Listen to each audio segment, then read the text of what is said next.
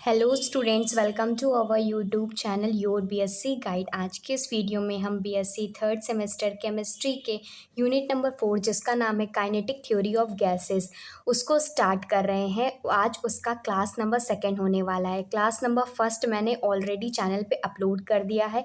अगर आपने नहीं देखा है तो बीएससी थर्ड सेमेस्टर केमिस्ट्री की प्लेलिस्ट बनी हुई है, आप वहाँ से जा कर के देख सकते हैं। तो डिस्क्रिप्शन बॉक्स में मैं आप लोगों को प्लेलिस्ट का लिंक भी प्रोवाइड कर दूंगी, तो उससे क्या होगा, आप लोगों को सारे जो वीडियोस हैं सीक्वेंस वाइज मिल जाएगी। इसके पहले की जो वीडियो थी मैंने उसमें आप लोगों को काइनेटिक थ्योरी ऑफ गैसेस बताया था, पोस्टुलेट बताया था और काइनेटिक गैस इक्वेशन का डेरिवेशन कराया था। वो वीडियो काफ़ी ज़्यादा इम्पॉर्टेंट है, अगर आपने नहीं देखा है तो ज़रूर देख लीजिएगा, फिर उसके बाद आप लोगों को ये वीडियो समझ में आने वाली है। आज की वीडियो में हम लोग बात करेंगे derivation of different gas laws के बारे में, जिसके अंदर जितने भी गैस लॉज हैं उसका डेरिवेशन देखेंगे। जैसे बॉयल्स लॉ हो गया, चार्ल्स लॉ हो गया, एवोगैड्रो लॉ हो गया। तो ये जो क्वेश्चन है ना, काफ़ी बार एग्ज़ाम में पूछ लिया करता है कि बॉयल्स लॉ होता क्या है और इसका जो मेन जो निकल के आता है, इसका जो फॉर्मूला उसको डेराइव कैसे करते हैं। तो वीडियो पूरा देखिएगा, लास्ट तक देखिएगा, हर एक बात को ध्यान से सुनते हुए समझते हुए चलिएगा, ताकि आप लोगों के एग्ज़ाम में किसी भी तरह की कोई भी प्रॉब्लम ना हो। और अगर आप नोट्स नहीं बना रहे हैं तो वीडियो को पॉज करिए, प्रॉपर्ली नोट्स बनाते हुए चलिए। एग्ज़ाम के टाइम पे यही नोट्स आप लोगों के लिए हेल्पफुल होगी, क्योंकि मैं आप लोगों को वही टॉपिक्स कराती हूँ, वही टॉपिक्स लिखवाती हूँ, वही सारी इंपॉर्टेंट चीज़ लिखवाती हूँ जो आप लोगों के एग्ज़ाम के लिए इम्पॉर्टेंट है। इस वीडियो स्टार्ट करने से पहले मैं आप लोगों को बता दूँ, मेरे चैनल पे आप लोगों को फिज़िक्स, केमिस्ट्री, मैथमेटिक्स के तीनों सब्जेक्ट के थर्ड सेमेस्टर के पूरा सिलेबस मिल जाएगा। सारे यूनिट्स के लेक्चर, सारे इंपॉर्टेंट क्वेश्चन, यहाँ तक कि मैंने इंपॉर्टेंट क्वेश्चन भी स्टार्ट कर दिए हैं, चाहे वो रिटन बेसिस पे क्वेश्चन हो, चाहे वो एमसीक्यूज क्वेश्चन हो। मेरे चैनल पे आप लोगों को सब कुछ मिल जाएगा, वो भी फ्री ऑफ कॉस्ट। तो चैनल को सब्सक्राइब ज़रूर कर लीजिएगा। और आपको कोई भी डाउट होता है, अगर आपको कोई वीडियो नहीं मिलती है तो आप मुझे कांटेक्ट करिए, किसी भी वीडियो के नीचे, किसी भी पोस्ट के नीचे कमेंट कर दीजिएगा। मैं आप लोगों के सारे कमेंट्स पढ़ती हूँ और रिप्लाई भी करती हूँ। तो स्टार्ट करते हैं अपना टॉपिक डाल लीजिएगा आप लोग। अगर आप नोट्स नहीं बना रहे तो ज़रूर बनाइएगा।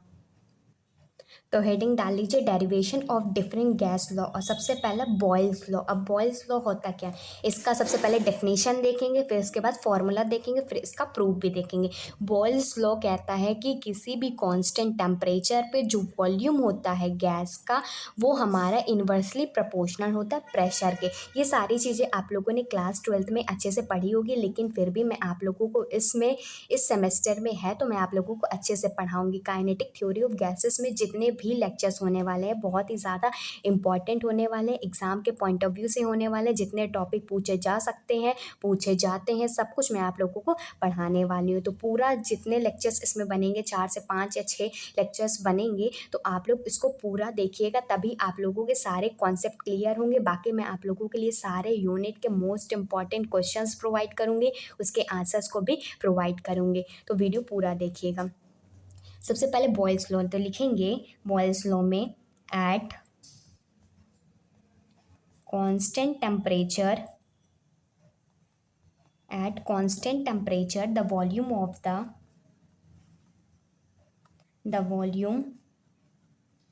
Of the gas is inversely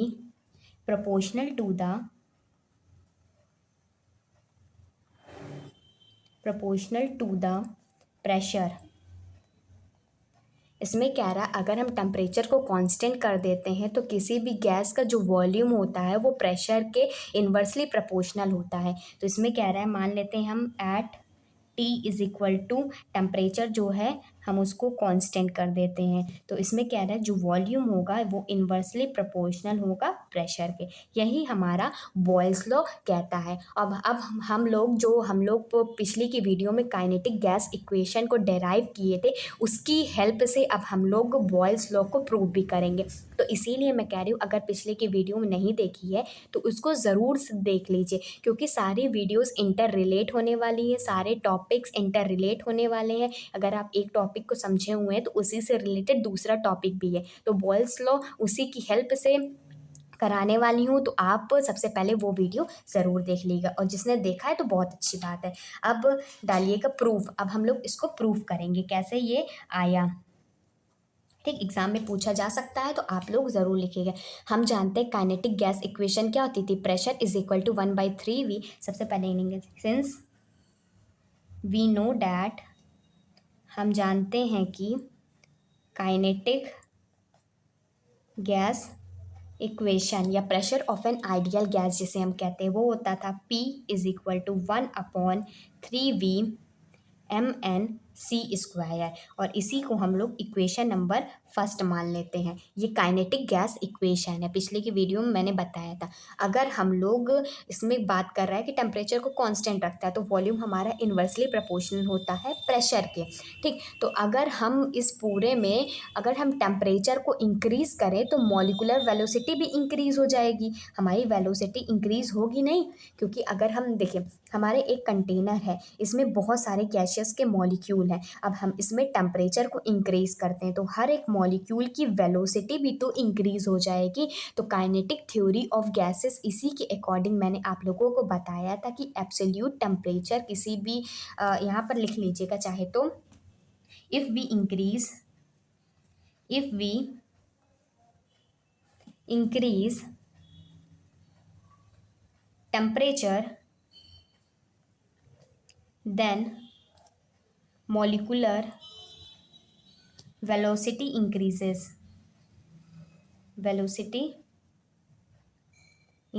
अगर हम टेम्परेचर को इंक्रीज करते हैं तो मॉलिकुलर वेलोसिटी भी इंक्रीज हो जाएगी। तो काइनेटिक थ्योरी ऑफ गैसेस के अकॉर्डिंग हम ये कह सकते हैं, according to kinetic theory of gases, kinetic theory of gases के अकॉर्डिंग कह सकते हैं जो एब्सोल्यूट टेम्परेचर होता है, the absolute temperature of gas is proportional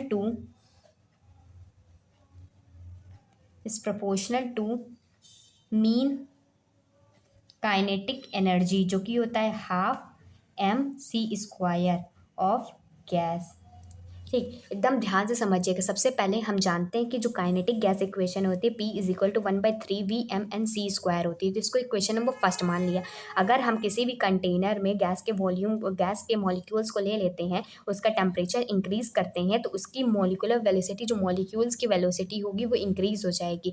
और हम काइनेटिक थ्योरी ऑफ गैस के अकॉर्डिंग कह सकते हैं कि जो एब्सोल्यूट टेम्परेचर होता है किसी भी गैस का, वो प्रोपोर्शनल होता है to the mean kinetic energy के। मतलब अभी हमने जो काइनेटिक गैस इक्वेशन निकाली है, तो उसका जो कह रहा है कि जो एब्सोल्यूट टेम्परेचर है किसी भी गैस का वो प्रोपोर्शनल होगा। टेम्परेचर मतलब प्रोपोर्शनल होगा, किसके प्रोपोर्शनल होगा, to the mean kinetic energy. जो काइनेटिक एनर्जी होती है 12mc² किसी भी गैस की। तो इसमें आगे लिखेंगे जो काइनेटिक इक्वेशन जो हमारे बन के आएगी, लिखेंगे since the kinetic equation can be written as, देखिए हमारे पास था ये देखिए kinetic gas equation P 1/3V mnc² है। तो ये जो V है इसको इधर ट्रांसफ़र कर देते, तो ये PV हो जाएगा और बाकी बचेगा 1/3 mnc²। तो ये हो जाएगा PV is equal to 1/3 mnc²। ये हो गया। अब इसमें क्या करना है, 2 से मल्टीप्लाई करना है और 2 से डिवाइड भी करना है। क्यों करना है अभी मैं आप लोगों को बताऊंगी, क्योंकि अभी मैंने आप लोगों को बताया कि जो एब्सोल्यूट टेम्परेचर है गैस का, मतलब टेम्परेचर जो हमारा प्रोपोर्शनल होगा मीन ऑफ काइनेटिक एनर्जी के 1/2 mc²। ये हमारा मेन कॉन्सेप्ट यहाँ से निकल के आता है। ठीक, पहले इतना समझ लीजिए, फिर उसके बाद ये जो एब्सोल्यूट टेम्परेचर है किसी भी गैस का, वो हमारा प्रोपोर्शनल होता है मीन मतलब हाफ उसका हो जाए ना काइनेटिक एनर्जी ऑफ गैस का। फिर हमने देखा जो काइनेटिक गैस इक्वेशन हमारी इस तरह से बन के आई, V को उधर ट्रांसफर कर दिया, 1/3 mnc² आ गया, 2 से मल्टीप्लाई और 2 से डिवाइड कर दिया। अब देखिए अब ये बन गया, क्या बन गया हमारे पास, नेक्स्ट इक्वेशन बन गया, इक्वेशन नंबर सेकेंड। तो इसमें आगे लिखेंगे कि अगर हम कोई molecules n number of molecules को कंसीडर कर ले, तो लिखेंगे if a definite mass, if a definite mass of gas is considered. किसी भी डेफिनेट कोई एक गैस है वो डेफिनेट मास का होना चाहिए, हम कंसीडर कर लिए। देन एन इज कांस्टेंट, जिसमें नंबर जो होगा हमारा, मतलब नंबर ऑफ गैसियस मॉलिक्यूल की बात हो रही है, तो एन जो होगा हमारा कांस्टेंट होगा। Therefore for a given mass at at constant temperature, at constant temperature. अब टेम्परेचर को कांस्टेंट रखने की बात हो रही थी ना पॉल्स लॉ में, तो इसमें कह रहा है अगर हम कोई गैस ले लें, उसका मास डेफिनेट है, फिक्स है, उसमें नंबर ऑफ मोल्स जो है वो हम कांस्टेंट को ले लेते हैं, और इसमें कहा गया therefore for a given mass at constant temperature, और जो गिवन मास है कांस्टेंट टेम्परेचर पे, तो जो हमारी ये जो राइट हैंड साइड है इसकी हमारा कांस्टेंट हो जाएगा। तो हम ये लिख सकते हैं, since the quantity in equation 2 on right hand side is constant, right hand side में जितनी क्वांटिटी है कांस्टेंट हो जाएगी। तो हम लिख सकते हैं P V is equal to constant. जब P V is equal to constant हो गया तो pressure is equal to constant upon volume हो जाएगा। बी को हमने पूरा वॉल्यूम लिख दिया, और हम जानते हैं कि जो प्रेशर होता है 1/वॉल्यूम किसके इक्वल होता है, यही चीज़ तो पूछा गया था। देखिए यहाँ से डायरेक्ट निकल के आ गया, प्रेशर हमारा डायरेक्टली प्रोपोर्शनल हो गया वॉल्यूम के। तो अगर हम इसको अलग तरीके से भी लिख सकें तो इसको हम कह सकते हैं कि जो वॉल्यूम होता है वो इन्वर्सली प्रोपोर्शनल होता है प्रेशर के। तो यही चीज़ हमने प्रूव कर दी। जिसको एक बार में नहीं समझ में आया, आप वीडियो को रिपीट करके देखिए और ज़रूर समझ में आ जाएगा, क्योंकि कभी कभी होता है ना कि कोई भी कॉन्सेप्ट एक बार में नहीं समझ में आता है। मैंने आप लोगों को सबसे पहले क्या बताया, मैंने आप लोगों को बताया कि हम लोग डिफरेंट गैस लॉज को डेराइव करने वाले। तो बॉयल्स लॉ कहता है कि अगर हम टेम्परेचर को कांस्टेंट कर देते हैं तो वॉल्यूम हमारा इन्वर्सली प्रोपोर्शनल होता है प्रेशर को, या कह सकते हो कि प्रेशर हमारा इन्वर्सली प्रोपोर्शनल हो जाएगा वॉल्यूम की। तो वही चीज़ को हमको प्रूव करना है। तो सबसे पहले हम काइनेटिक गैस इक्वेशन हम जानते हैं, ये लिखा। फिर अगर हम टेम्परेचर को इंक्रीज़ कर देते तो मोलिकुलर वेलोसिटी भी इंक्रीज़ हो जाएगी। और काइनेटिक थ्योरी ऑफ गैसेस के अकॉर्डिंग हम ये कह सकते हैं किसी भी गैस का एब्सोल्यूट टेम्परेचर जो कि टी है वो प्रोपोर्शनल होता है मीन काइनेटिक एनर्जी के, हाफ mc² के। ठीक, फिर उसके बाद हम काइनेटिक गैस इक्वेशन को हम यहाँ से ये लिख सकते हैं, क्योंकि वी को इधर ट्रांसफर करें, P V is equal to 1/3 mc² लिख सकते हैं ना। तो ये हो गया, और 2 से मल्टीप्लाई, 2 से डिवाइड कर दिया। अभी जो मैंने आप लोगों को ये बताया है ना, टी डायरेक्टली प्रोपोर्शन 1/mc², इसका आगे यूज़ होने वाला है जब मैं आप लोगों को चार्ल्स लॉ बताऊंगी। और इसमें इसीलिए मैंने बता दिया ताकि इसमें भी यूज़ होना था, लेकिन देखिए मैंने इसको डायरेक्ट सिंपल तरीके से कर दिया है, क्योंकि मैंने इसमें 2 से मल्टीप्लाई और 2 से डिवाइड कर दिया है। तो इसकी जगह पे हाफ mc² से भी कर सकते थे, लेकिन वो लेंदी हो जाता है, इसीलिए मैंने सिंपल वे में आप लोगों को कराया। अगर हम लोग डेफिनेट मास कंसीडर कर लेते हैं गैस का, और एन जो होता है नंबर ऑफ मोल्स को कांस्टेंट कर देते हैं, तो किसी भी मास के लिए कांस्टेंट टेम्परेचर हो जाएगा। ठीक, तो उस क्वांटिटी में जो हम ये इक्वेशन देख रहे थे, इसमें जो राइट हैंड साइड पूरा पार्ट हो जाएगा ये कांस्टेंट हो जाएगा, क्योंकि देखिए इसमें मास है ना, given mass at constant temperature, mass भी हमारा कांस्टेंट हो गया, नंबर ऑफ मोल्स भी हमारा कांस्टेंट हो गया, वेलोसिटी भी हमारी कांस्टेंट हो गई किसी भी टेम्परेचर पे। तो हम ये कह सकते हैं कि राइट हैंड साइड पूरा हमारा कांस्टेंट हो जाएगा। तो P V is equal to constant लिख दिया, फिर P is equal to volume को नीचे ले आया, और तो हमारा पी डायरेक्टली प्रोपोर्शनल टू 1/वॉल्यूम हो गया, या कह सकते हैं कि वॉल्यूम हमारा इन्वर्सली प्रोपोर्शनल होगा प्रेशर का। और इसका कुछ ग्राफ भी बनता है, इधर प्रेशर रहता है, इधर वॉल्यूम रहता है, और इसका डाउन साइड ग्राफ भी बनता है। तो मैंने आप लोगों को बॉयल्स लॉ अच्छे से करा दिया। अब नेक्स्ट लॉ देखते हैं, चार्ल्स लॉ। तो नेक्स्ट हेडिंग डालेंगे आप लोग चार्ल्स लॉ, सेकेंड डेरिवेशन है चार्ल्स लॉ। अब चार्ल्स लॉ क्या कहता है कि अगर हम प्रेशर कांस्टेंट कर दें तो वॉल्यूम हमारा डायरेक्टली प्रोपोर्शनल हो जाएगा टेम्परेचर के। तो लिखेंगे at constant pressure, at constant pressure the volume of gas is directly is directly proportional to the absolute temperature,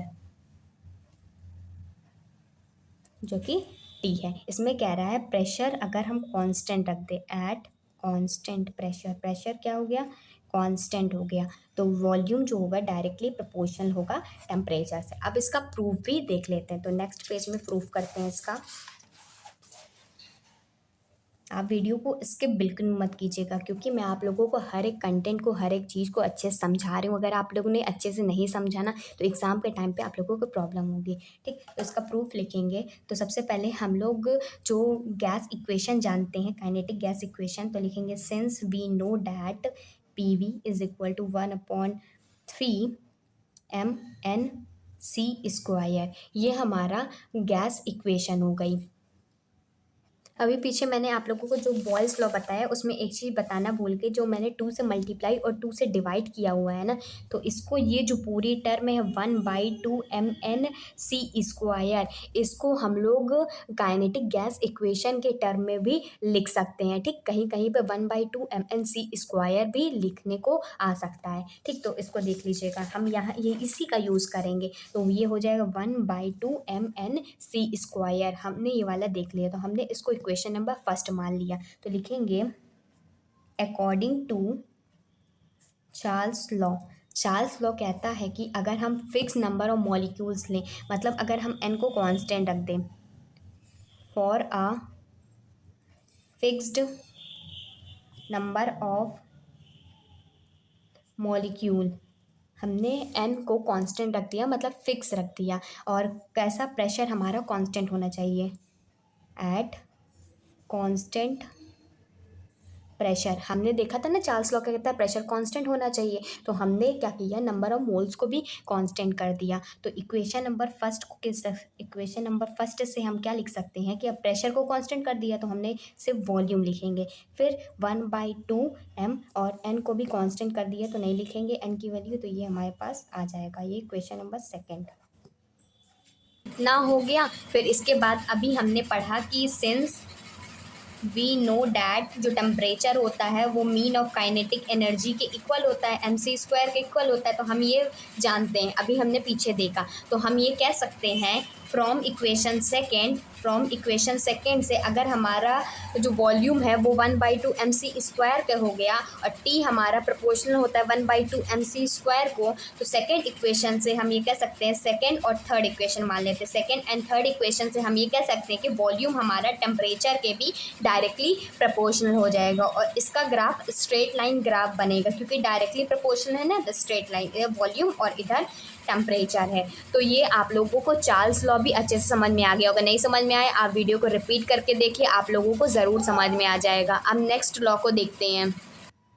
अब हमारा थर्ड लॉ है एवोगैड्रो लॉ, या एवोगैड्रो हाइपोथेसिस भी कहते हैं। इसमें कह रहा है each volume of all gases under some condition of temperature and pressure certain equal number of molecule. इसमें कह रहा है equal volume of all gases, मतलब जितने भी गैसेस हैं उनका वॉल्यूम क्या है, इक्वल है, अंडर सेम कंडीशन, और कुछ कंडीशंस में भी ऑफ टेम्परेचर एंड प्रेशर की कंडीशन होगी, contain equal number of molecule, मतलब n की वैल्यू भी सेम है। तो हम ये कह सकते हैं कि अगर टेम्परेचर और प्रेशर हमारा कांस्टेंट होता है तो वॉल्यूम हमारा डायरेक्टली प्रोपोर्शनल हो जाएगा n के। ठीक, और फिर उसके बाद अब इसका प्रूफ देखते हैं। तो मैंने आप लोगों के लिए लिख के लाया है ताकि आप लोगों का भी टाइम वेस्ट ना हो।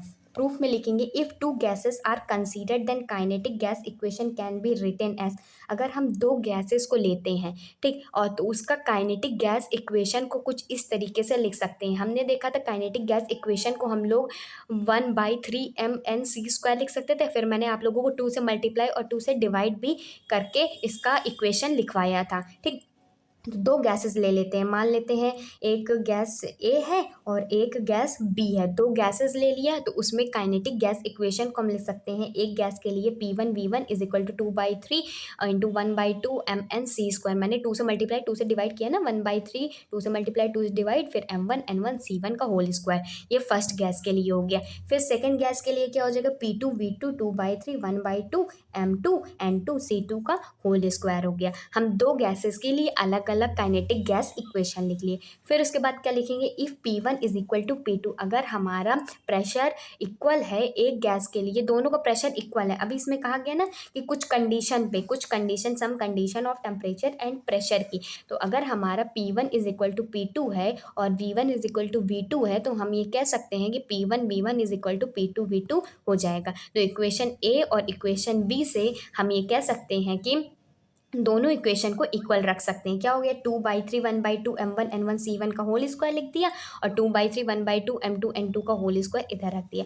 2/3 से 2/3 कैंसल आउट हो जाएगा, यहाँ से बचेगा 1/2 M1 N1 C1 का होल स्क्वायर बचेगा, इधर बचेगा 1/2 M2 N2 का होल स्क्वायर बचेगा। ठीक, और अब देखिए हम जानते थे कि जो टेम्परेचर होता है वो mean value of kinetic energy के डायरेक्टली इनवर्सली प्रोपोर्शनल होता है। ठीक, 1/2 MC स्क्वायर हो जाएगा। तो हम ये आगे कह सकते हैं कि जो हमारा इतनी वैल्यू 1/2 MC स्क्वायर पे 1/2 M1 C1 स्क्वायर पे क्या लिख सकते हैं, T1 लिख सकते हैं और N1 की जगह N1 लिख देंगे, और इधर से 1/2 MC2 स्क्वायर पे हम T2 लिख देंगे और N2 को एज इट इज़ लिख देंगे। तो हम ये कह सकते हैं कि अगर हमारा T1 T2 के इक्वल होता है देन हमारा N1 N2 के भी इक्वल होगा। अगर जब हमारा ये वाली वैल्यू इधर वाली वैल्यू के इक्वल होगी तो ये वाली वैल्यू ये भी इक्वल होगी। तो हम ये कह सकते हैं किसी भी कांस्टेंट प्रेशर और टेम्परेचर में वॉल्यूम हमारा डायरेक्टली प्रोपोर्शनल होता है नंबर ऑफ मोल्स के, जो कि हमारा एवोगैड्रो हाइपोथेसिस कहता है।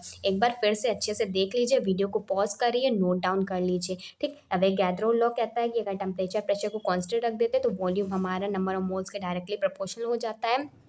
फिर मैंने काइनेटिक गैस इक्वेशन निकाली दो गैस के लिए। फिर उसके बाद हम P1 P2 को इक्वल कर दिए, V1 V2 को भी इक्वल कर दिए, तो हम ये कह सकते हैं P1 V1 P2 V2 के इक्वल हो जाएगा। सेकेंड, दोनों इक्वेशन को एक दूसरे के इक्वल रख दिए, जो कैंसल आउट हो रहा है कैंसल आउट कर दिए, और हम एक फॉर्मूला जानते हैं T directly proportional to 1/2 MC square होता है। तो जहाँ पर M हाफ M1 C1 की जगह हम T1 लिख दिए और हाफ M2 C2 की जगह हम T2 रख दिए। ठीक, फिर उसके बाद हमने क्या किया, N1 को एज इट इज़ रख दिया, N2 को एज इट इज़ रख दिया। अगर हमारा T1 T2 के इक्वल होता है तो हमारा N1 N2 के भी इक्वल हो जाएगा। तो हम ये कह सकते हैं कांस्टेंट प्रेशर और टेम्परेचर में वॉल्यूम हमारा डायरेक्टली प्रोपोर्शनल होगा नंबर ऑफ मोल्स के। ठीक, तो होप आप लोगों को अच्छे से समझ में आ रहा होगा। अभी तक मैंने 3 लॉज को आप लोगों को प्रूव करा दिया है। ठीक, ऐसे ही और भी लॉज हैं इसमें, उसको भी प्रूव करा दूंगी। मैं वीडियो ज़्यादा लंबी नहीं बनाना चाहती हूँ ताकि आप लोगों को भी प्रॉब्लम ना हो, और मेरे चैनल पे आप लोगों को सारा कंटेंट मिलने वाला, तो आप चैनल को सब्सक्राइब ज़रूर कर लीजिएगा। किसी भी तरह का डाउट होता है तो आप कमेंट करके पूछ लीजिएगा, मैं आप लोगों के सारे कमेंट्स पढ़ती हूँ, रिप्लाई भी करती हूँ। अब नेक्स्ट जो हमारा गैस लॉ है वो है आइडियल गैस लॉ। इसको अच्छे से देखिएगा। अभी हमने पढ़ा बॉयल्स लॉ जिसमें वॉल्यूम हमारा इन्वर्सली प्रोपोर्शनल था प्रेशर का, तो इसको फर्स्ट इक्वेशन मान लेते हैं। जो आइडियल गैस इक्वेशन है वो इम्पॉर्टेंट है, ध्यान से देखिएगा। वॉल्यूम हमारा इन्वर्सली प्रोपोर्शनल होगा प्रेशर के, तो हम बाई बॉयल्स लॉ लिख सकते हैं कि वॉल्यूम हमारा इन्वर्सली प्रोपोर्शनल है प्रेशर के। इक्वेशन नंबर फर्स्ट मान लिया। फिर उसके बाद हमने देखा चार्ल्स लॉ के अकॉर्डिंग था volume directly proportional to temperature, तो इसको सेकेंड इक्वेशन मान लिया। अभी एवोगैड्रो लॉ में देखा कि वॉल्यूम हमारा नंबर ऑफ मोल्स के भी डायरेक्टली प्रोपोर्शनल है, तो इसको इक्वेशन नंबर थर्ड मान लिया। तो फर्स्ट सेकंड और थर्ड से कह सकते हैं कि जो वॉल्यूम है वो तो लेफ्ट हैंड साइड हमारा सेम ही है, तो वॉल्यूम हमारा किसके डायरेक्टली प्रोपोर्शनल और इन्वर्सली प्रोपोर्शनल होगा, टेम्परेचर और नंबर ऑफ मोल्स के डायरेक्टली प्रोपोर्शनल हो जाएगा और प्रेशर के इन्वर्सली प्रोपोर्शनल हो जाएगा। फर्स्ट सेकंड थर्ड इक्वेशन से कह सकते हैं।